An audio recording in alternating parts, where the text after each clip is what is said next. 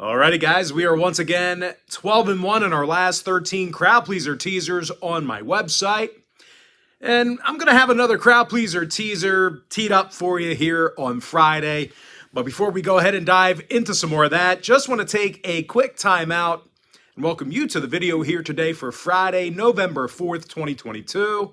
My name is Brock Page, and I do sports picks for free right here on YouTube. I also sell my personal sports bets on patreon.com/BrockPage. Once again, guys, I'm 12-1 in my last 13 crowd pleaser teasers on that site. And what I'll do for you, I'll include a link for that package in the description section below. So it's very easy access for you. And just remember, guys, if you sign up for that membership, you're going to get access to that package for the next 30 days. And as an added bonus here, guys, I'm also going to include my cheaper memberships with your purchase absolutely free. I currently have over 565 members who are signed up and active on that site right now.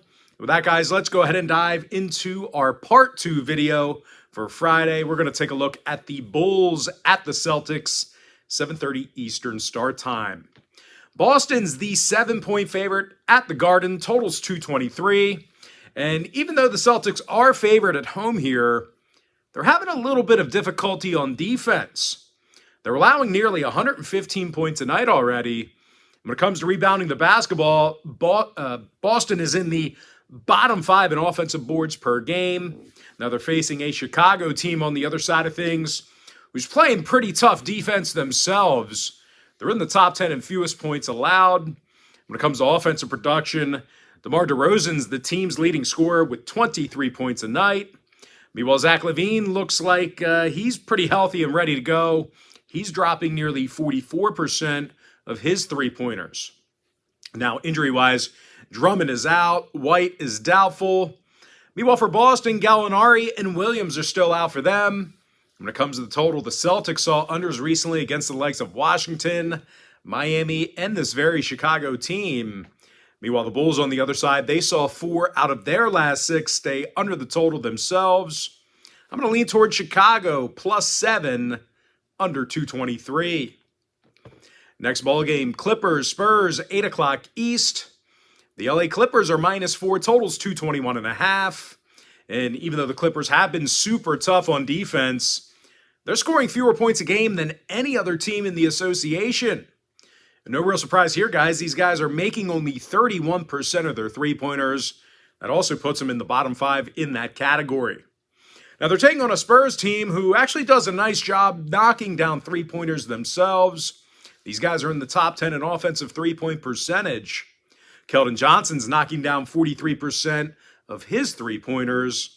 He's also averaging a team-best 23 points a game. Meanwhile, Jakob Poeltl's leading the team with double-digit rebounds per contest. And no real surprise here, guys, the Spurs are currently scoring 116 points a night. Now, injury-wise, Collins, Roby, and Langford are questionable. Meanwhile, for the Clippers on the other side, Kawhi's still out. Robert Covington is questionable. When it comes to the number, the Clippers saw all of their games this year stay under the total except for one. Meanwhile, San Antonio on the other side saw unders against the likes of Minnesota and Philadelphia. I'm going to lean towards San Antonio +4, keeping this one close, under 221.5. Next ball game, it is going to be Hornets at the Grizzlies, 8 o'clock Eastern start time. Memphis is -11.5, totals 228. And typically, I would really not like this number. I actually still don't like the number. Laying double digits in this spot, not a great number. But the Grizzlies should be able to cover it because Charlotte's really banged up right now. The Hornets' top 2 scorers are on the injury report. Actually, one of them sitting out.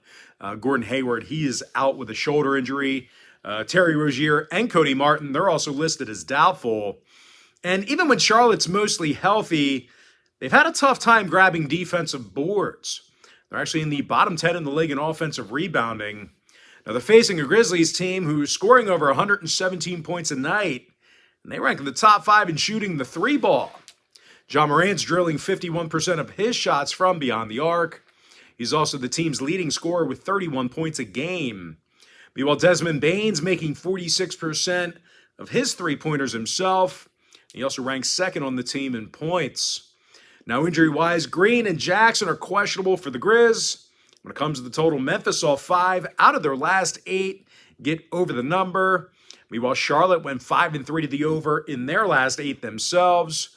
I'm going to lean toward Memphis minus 11.5 over 228.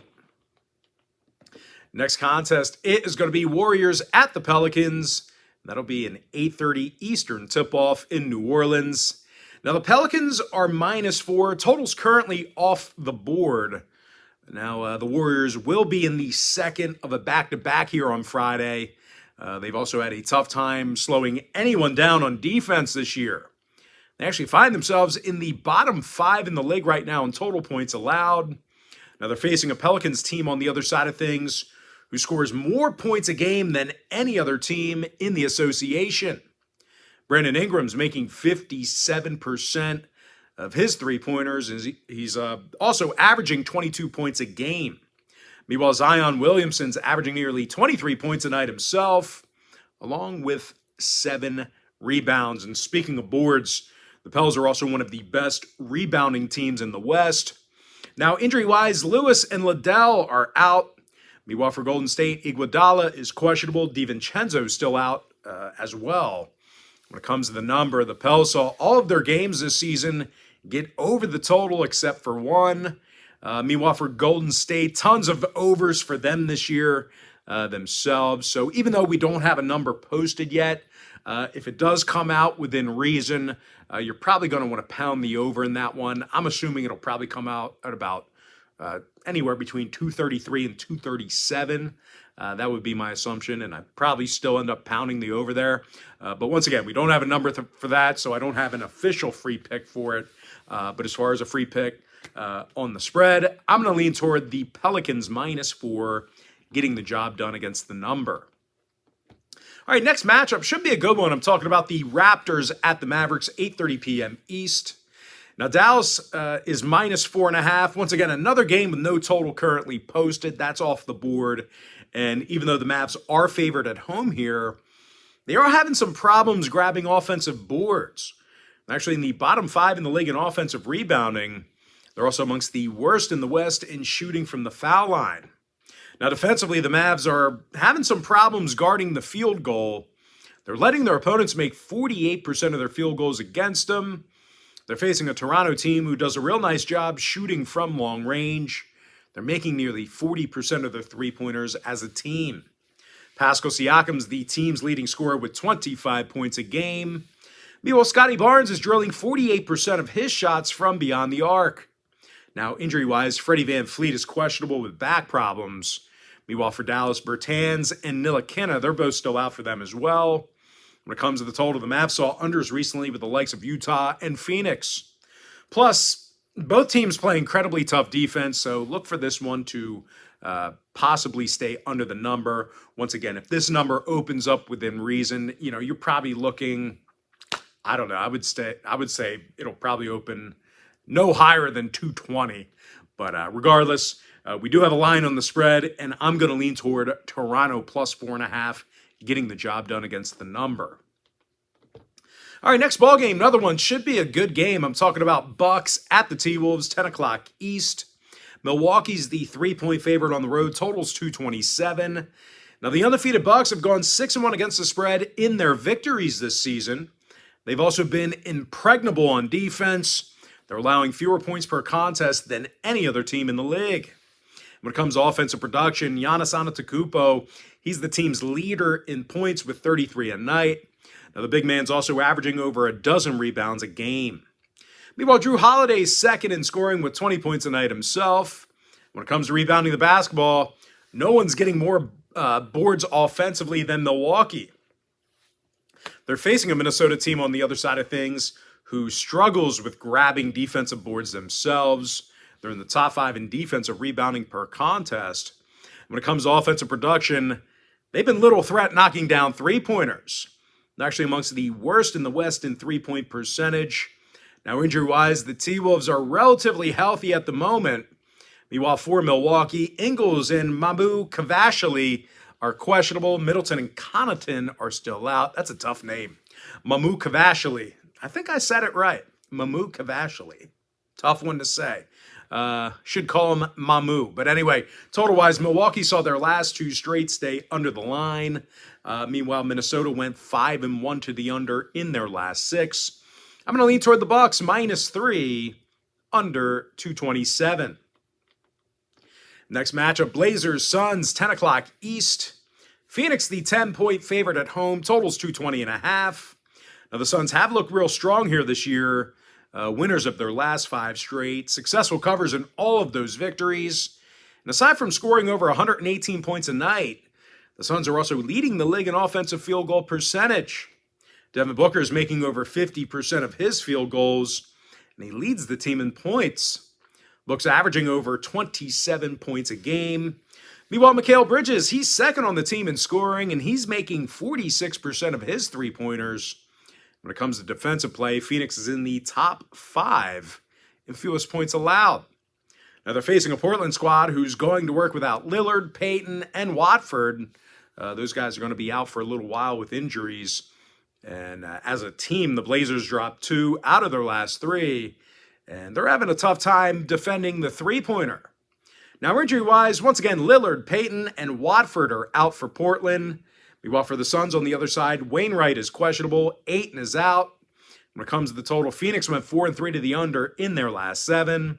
Meanwhile, Portland saw 5 out of their last 7 stay under the total themselves. I'm going to lean toward the Suns, -10, under 220.5 in that tight window. And with that, we're going to jump into our next and final breakdown for Friday. It is going to be Jazz at the Lakers, 10:30 Eastern start time. The LA Lakers are -2 at home, totals 227. And even though the Lakers have strung together a couple of wins, they are the worst shooting team in the NBA. They're second to last in offensive field goal percentage, and they have the lowest three-point percentage in the game. Meanwhile, in defense, these guys can't get a rebound to save their life. They're dead last in the league in defensive boards. Now, they're facing a Utah team who's actually doing a real nice job scoring points themselves. They're in the top 10 in points per game, and in addition to that, they're led by Lauri Markkanen, who's averaging 21 a night. Meanwhile, Kelly Olynyk, he's not shooting many of them, but when he does, they count. Olynyk's making over 55% of his shots from downtown. When it comes to defensive performance, Utah's limiting their competition to just 32% shooting from long range.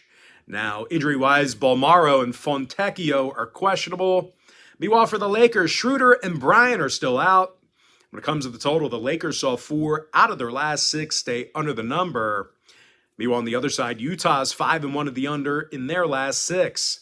I'm going to lean toward Utah +2, under 227. And with that, guys, we're going to go ahead and jump into our quick pick recap. I'm going to lean toward Chicago +7, under 223. San Antonio +4, under 221.5. Memphis -11.5, over 228. New Orleans Pelicans -4, getting the job done against the number. Toronto +4.5, getting the job done against the spread. Milwaukee -3, under 227. Phoenix -10, under 220.5.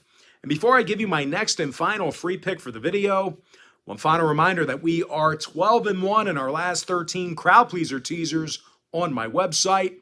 Give me Utah +2, under 227.